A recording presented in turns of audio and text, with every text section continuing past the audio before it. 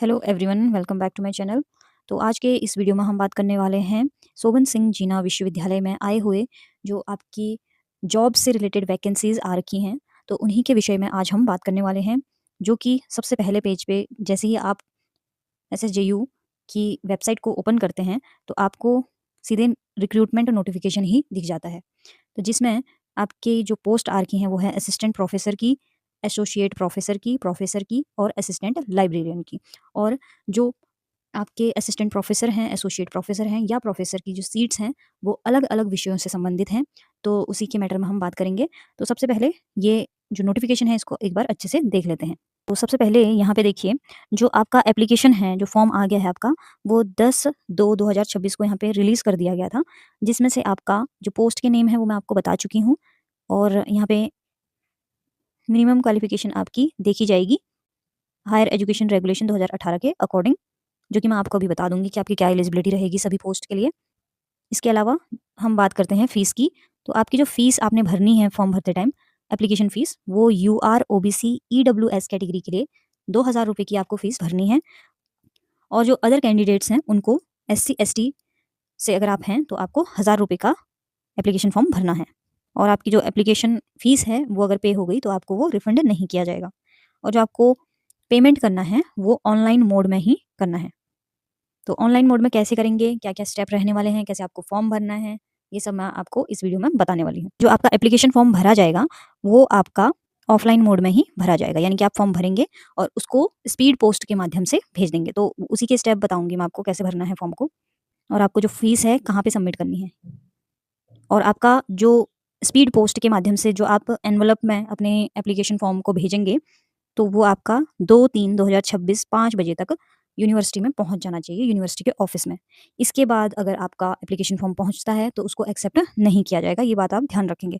तो आपको जल्द से जल्द ये फ़ॉर्म भर लेना चाहिए अगर आप इन पोस्ट से रिलेटेड फ़ॉर्म अपना भरना चाहते हैं। Assistant professor, associate professor, professor, assistant librarian. तो सबसे पहले मैं आपके एलिजिबिलिटी की बात कर लेती हूँ, उसके बाद हम एप्लीकेशन फ़ॉर्म को देखेंगे और उसमें आपको क्या-क्या चीज़ें भरनी हैं, उसको मैं एक बार ऐसे ही डिस्कस कर लूँगी और आपको ये फ़ॉर्म यहाँ से डाउनलोड करना है। एप्लीकेशन फ़ॉर्म पे जाएँगे आप, ये एप्लीकेशन फ़ॉर्म को आप डाउनलोड कर लेंगे, इसको मैं अभी थोड़ी देर में समझाऊँगी। जैसे ही आपकी एलिजिबिलिटी कंप्लीट हो जाती है, उसके बाद मैं ये एप्लीकेशन फ़ॉर्म को समझा दूँगी आपको। उसके अलावा ये आप कुछ डॉक्यूमेंट्स हैं, अमेंडमेंट जो हो रखे हैं, वो आप देख सकते हैं, वो सब्जेक्ट वाइज़ कुछ करेक्शन दे रखे हैं, ये आप देख लेंगे खुद से डाउनलोड करके। और यूजीसी के रेगुलेशंस आप पढ़ सकते हैं खुद से, ये बहुत बड़ा डॉक्यूमेंट है, इसको डाउनलोड कर लेंगे आप, उसके अकॉर्डिंग आपको देखना है। ये आपके नॉलेज के लिए है, इसके अलावा जो एलिजिबिलिटी मैं बताऊँगी वो इसमें वैलिड रहेंगी। आप तो आप ध्यान देना कि जो भी एलिजिबिलिटी मैं आपको बताने वाली हूँ, चाहे असिस्टेंट प्रोफेसर हैं, एसोसिएट हैं या प्रोफेसर हैं या लाइब्रेरियन हैं, तो इनके लिए जो मैं एलिजिबिलिटी बताने वाली हूँ, वो सभी के लिए वैलिड रहेगा, चाहे आप किसी भी सब्जेक्ट से आपने पीएचडी कर रखी हो, तो उन सभी के लिए ये वैलिड है एलिजिबिलिटी। तो सबसे पहले हम अब एलिजिबिलिटी की ही बात कर लेते हैं। तो सबसे पहले प्रोफ़ेसर की पोस्ट के लिए आपके पास जो एलिजिबिलिटी होनी चाहिए, या तो ए वाली एलिजिबिलिटी होनी चाहिए आपके पास या बी वाली एलिजिबिलिटी होनी चाहिए। इसमें से पीएचडी की डिग्री होनी चाहिए रेलेवेंट डिसिप्लिन में, और आपके पास पब्लिश्ड वर्क होना चाहिए जो आपने रिसर्च वर्क कर रखा है हाई क्वालिटी में, और उसके बाद मिनिमम 10 रिसर्च पेपर पब्लिकेशन हुए होने चाहिए।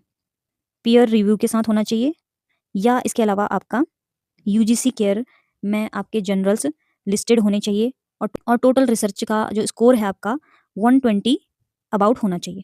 जो कि आप अपेंडिक्स सेकंड भरोगे, टेबल नंबर 2 पे अपेंडिक्स सेकंड भरोगे तो उसमें आपको ये सब डिटेल डालनी होती हैं। ये मैं आपको बाद में बताऊँगी, जैसे ही आपको मैं इसका एप्लीकेशन फॉर्म दिखाऊँगी तो वहाँ पे आपको समझ में आ जाएगा अपेंडिक्स 2 टेबल 2 क्या कहता है। दूसरी चीज़ आपकी जो होनी चाहिए, आपके पास 10 ईयर का मिनिमम टीचिंग एक्सपीरियंस होना चाहिए। तो ये किन के लिए है? प्रोफ़ेसर बनने के लिए ये एलिजिबिलिटी आपके पास होनी चाहिए। मिनिमम 10 ईयर की जो एक्सपीरियंस होगी आपकी एज़ अ असिस्टेंट प्रोफेसर या आपकी एसोसिएट प्रोफेसर, आपकी मिनिमम 10 ईयर की टीचिंग एक्सपीरियंस आपके पास होनी चाहिए। या आप एज़ अ कहीं पे प्रोफेसर रह चुके हैं तो भी आप फिर से दूसरी जगह पे पोस्ट के लिए भर सकते हैं। और आपके पास रिसर्च एक्सपीरियंस होना चाहिए यूनिवर्सिटी लेवल या नेशनल लेवल के बेस पे। इसके अलावा अगर अगर आपके पास ए वाली एलिजिबिलिटी है तो आप प्रोफेसर का फॉर्म भर सकते हैं, अदरवाइज़ आप बी के अकॉर्डिंग भी भर सकते हैं। जैसे कि इसके अलावा आपके पास अगर पीएचडी डिग्री है, अलाइड सब्जेक्ट से रिलेटेड या अप्लाइड डिसिप्लिन से रिलेटेड आपके पास पीएचडी डिग्री है, और आपने जो आपका रेलेवेंट डिसिप्लिन था, उसमें एक सिग्निफिकेंट कंट्रीब्यूशन दिया है और आपके पास उसकी डॉक्यूमेंट्री एविडेंस है, यानी कि आपके पास लगभग 10 ईयर का एक्सपीरियंस है उसमें भी, रिसर्च में, तो भी आप इसका फॉर्म भर सकते हैं, यानी कि प्रोफ़ेसर का फॉर्म भर सकते हैं। और आपको यहाँ पे यूजीसी 2018 की गाइडलाइंस को फ़ॉलो करना पड़ेगा। अब हम बात करते हैं एलिजिबिलिटी ऑफ एसोसिएट प्रोफ़ेसर की। पहला आपके पास पीएचडी होनी चाहिए गुड रिकॉर्ड के साथ, दूसरा आपका मास्टर डिग्री कंप्लीट होना चाहिए 55% के साथ और इक्विवेलेंट ग्रेड पॉइंट भी हो सकता है आपका, ग्रेड सिस्टम मतलब। उसके अलावा मिनिमम 8 ईयर का आपके पास एक्सपीरियंस होना चाहिए टीचिंग में या रिसर्च में या एकेडमिक रिसर्च पोजीशन में as a assistant professor college में पढ़ाते हुए एक्रीडिएशन रिसर्च इंस्टीट्यूशन में, इंडस्ट्री में मिनिमम 7 पब्लिकेशन आपने पब्लिश किए हों, आपने 7 रिसर्च पब्लिश कर रखे हों, ये भी ज़रूरी है यहाँ पे जनरल में, आपका जो रिसर्च है वो छपा हुआ हो। तो आप ये फॉर्म भर सकते हैं और आपका जो स्कोर रहना चाहिए वो 75 रहना चाहिए। इसके अलावा जो असिस्टेंट लाइब्रेरियन हैं, उसकी ही ये पोस्ट है।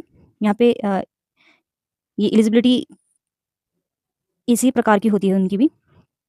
वैसे ये असिस्टेंट लाइब्रेरियन की पोस्ट के लिए भी मान सकते हैं, वैसे डिप्टी लाइब्रेरियन की एलिजिबिलिटी है, बट आप इसे असिस्टेंट लाइब्रेरियन के लिए भी ले सकते हैं। इसमें आपको master degree in library science चाहिए होता है या इन्फॉर्मेशन साइंस चाहिए होता है और इसमें आपके 55% मार्क्स होने चाहिए। यहाँ पे डिप्टी लाइब्रेरियन लिखा है, यहाँ पे आपके असिस्टेंट प्रोफ़ेसर होने के लिए ये पहला वाला तो चाहिए आपको, ये दूसरा वाला नहीं चाहिए, 8 ईयर वाला नहीं चाहिए क्योंकि आप असिस्टेंट प्रोफ़ेसर के लिए अप्लाई कर रहे हो। और अगर आपने पीएचडी कर रखी है तो भी आप असिस्टेंट लाइब्रेरियन का फॉर्म भर सकते हैं, लेकिन आपने रिलेवेंट यानी कि लाइब्रेरी साइंस में ही आपकी पीएचडी होनी चाहिए, तो आप असिस्टेंट लाइब्रेरियन का फॉर्म भर सकते हैं। अब हम लास्ट बात कर लेते हैं आपके असिस्टेंट प्रोफ़ेसर की बात कर लेते हैं। यहाँ पे एक मैंने क्वालिफ़िकेशन ले रखी है, ये केमिस्ट्री से रिलेटेड है, लेकिन ये सभी सब्जेक्ट के लिए एक ही जैसी क्वालिफ़िकेशन होती है, तो आप अपने सब्जेक्ट के हिसाब से इसको ले लेना।